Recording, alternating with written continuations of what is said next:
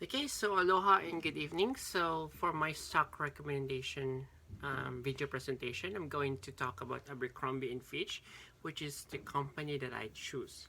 So I'm going to talk about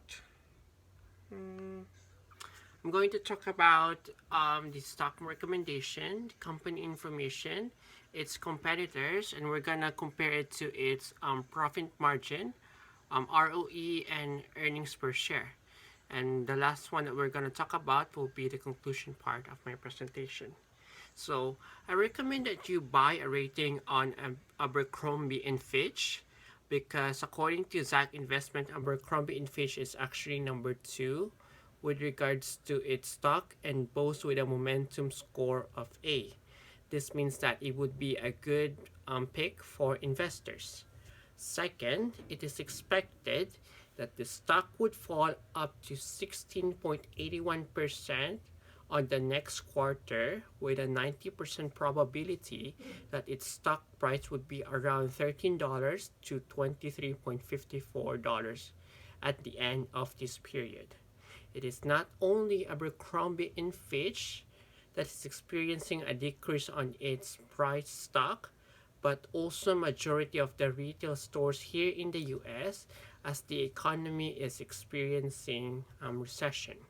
Third, last year, the EPS of Abercrombie and Fitch is at 1.05, and so far this year it is at 1.08.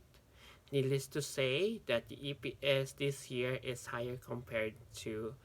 um, higher compared to last year. This year is higher. Um, Also, with regards to the company information, it operates on retail stores in North America, in Middle East, Asia, and they sell casual wears through store and direct to customer operations, various wholesales, franchise, and licensing agreements.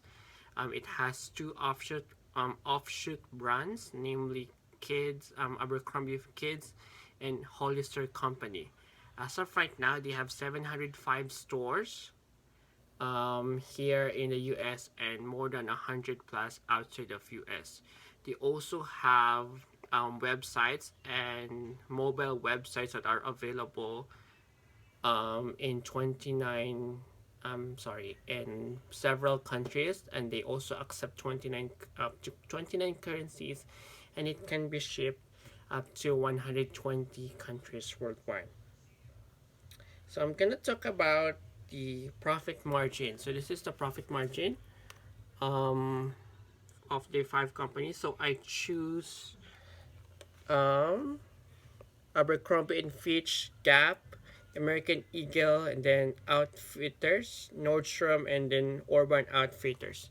So as you can see here on the graph, on the year 2014, there's actually a huge gap between each of the companies, and it actually tends to get narrowed on the next coming years. However, on the year 2018, we can actually see the difference with regards to their gap. On this illustration, Gap is Abercrombie and Fitch is actually number two or second with regards to its profit margin in the year 2018. Okay, now let's talk about its earning per share. You can see that Abercrombie and Fitch is also on the top on that, and also on the year 2018, almost similar with the profit margin. We can actually see the gap for each of each company, and also in the year 2015, 2016, 2017, um, they're kind of a bit tight between each other. Last one will be its return on equity. Now, as you can see, Abercrombie and Fitch is actually on the bottom. Why? It's because they use more on their equity rather than borrowing money for their debt for their investment. And last one, with regards to my conclusion, I would say that Abercrombie and Fitch is actually doing a pretty decent job. It's actually still neutral and has a value score of 10 out of 10. and its fundamental score is 6 over 10, and its valuation is at 19.33%. So I would recommend that you would still purchase a stock in Abercrombie and Fitch because they're still doing an excellent job, and they have like what I said earlier, according to Zach Investment, they have a momentum score of A, which is very good. Thank you.